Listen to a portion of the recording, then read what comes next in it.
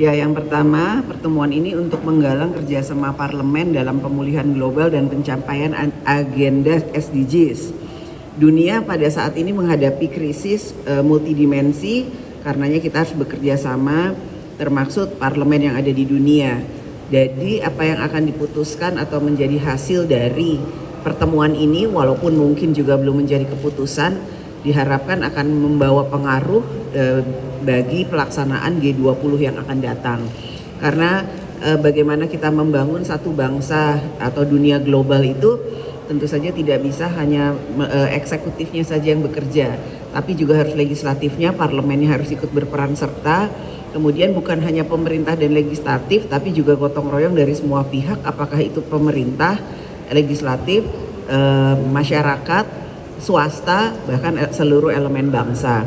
Masalah hari ini terlalu pelik untuk kemudian diselesaikan sendirian, dan tidak mungkin hanya satu negara saja yang bisa menyelesaikannya. Jadi dengan adanya parlemen G20 ini, diharapkan seluruh parlemen yang ada di dunia, apakah itu yang menjadi anggota G20 ataupun di luar G20, yaitu mitra-mitranya, bisa bekerja sama dalam bagaimana kita menjadikan perdamaian dunia. Yang pertama, memulihkan perdamaian dunia, bagaimana kemudian kita membuat kesejahteraan rakyat dunia juga menjadi lebih baik daripada sebelumnya, karena pasca pandemi COVID-19 tentu saja itu akan membuat satu hal permasalahan yang harus diselesaikan bersama. Tidak mungkin kita akan menyelesaikannya sendiri-sendiri, karenanya memang kerja konkret, walaupun itu hanya merupakan kerja konkret yang kecil, akan mendapatkan manfaat bagi seluruh masyarakat di setiap negara, khususnya di dunia.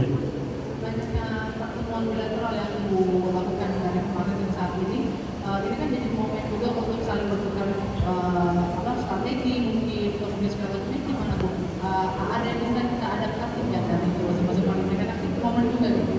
Banyak yang bisa kita adaptasi, banyak juga yang kemudian kita dapatkan dari pertemuan-pertemuan bilateral yang saya lakukan dari kemarin sampai sekarang. Namun intinya kita mempunyai kesamaan pemikiran, bagaimana kemudian kita menghadapi krisis ekonomi, krisis cuaca, climate change, kemudian perdagangan, ekonomi, sosial. Karena akibat dari krisis ekonomi tentu saja nanti akibatnya akan menjadi krisis sosial. Ini yang harus kita sama-sama jaga. Kemudian bagaimana mata rantai dan pasokan dari menjaga mata rantai pasokan pangan itu tidak terputus, karena sekarang di negara-negara yang mempunyai 4 musim akan memasuki waktu musim dingin. Padahal ada satu kendala yang akan dihadapi oleh negara-negara yang memiliki 4 musim tersebut terkait dengan pasokan pangan juga energi.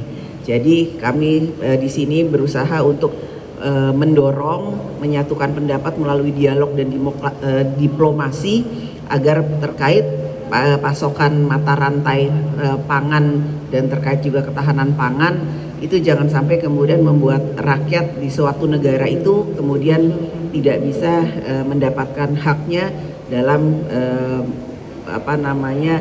kesejahteraan hidup mereka. Selamat malam Bu Puan, saya Anisyah dari Merdeka.com. Menyambung soal resesi Bu, tahun depan kan Ibu menyambung soal resesi yang tadi Ibu sampaikan. Tahun depan kan masih ada ancaman. Terus ada nggak sih Bu kesepakatan antara parlemen untuk mengatasi hal tersebut? Itu yang pertama. Yang kedua, apakah parlemen akan mendorong pemerintah untuk menambah program-program bansos di masing-masing negara untuk menahan dampak resesi? Ya, terima kasih Bu. Jadi yang pasti hari ini sesinya itu baru opening, dan tadi saya sudah ada 3 sesi yang saya pimpin sendiri untuk mendengarkan masukan terkait dengan beberapa poin, 3 sesi poin yang kemudian dibahas termasuk ketahanan pangan, peran dari parlemen, dan yang satunya lagi itu bagaimana besok akan ada kesetaraan gender perempuan, dan yang satu tadi saya lupa. Intinya adalah kita berusaha berdiskusi, memberikan masukan dan kemudian komitmen bagaimana kemudian hal-hal itu bisa dilakukan bersama.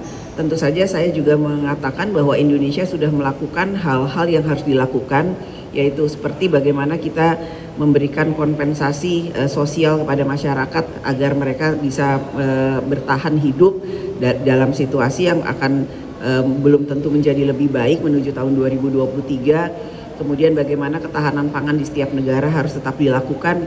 Selanjutnya ya tadi itu bagaimana kemudian mata rantai dari pasokan pangan juga energi yang mana di negara-negara yang mempunyai 4 musim harus selalu dilakukan. Jadi jangan ada satu negara yang kemudian tertinggal, jangan juga ada satu negara yang merasa kuat sendiri, namun bagaimana semuanya itu bisa dirasakan bersama-sama sebagai satu kesatuan dunia atau masyarakat global yang memang sama-sama peduli akan perdamaian dunia. Udah? Apa? Bansos di negara-negara. Besok mungkin baru pembicaraannya masuk ke sana. Tadi karena 3 sesi kita belum bicara terkait dengan hal itu. Kalau Indonesia punya komitmen. Ada lagi? Cukup? Ya makasih ya udah nunggu sampai malam. Terima kasih.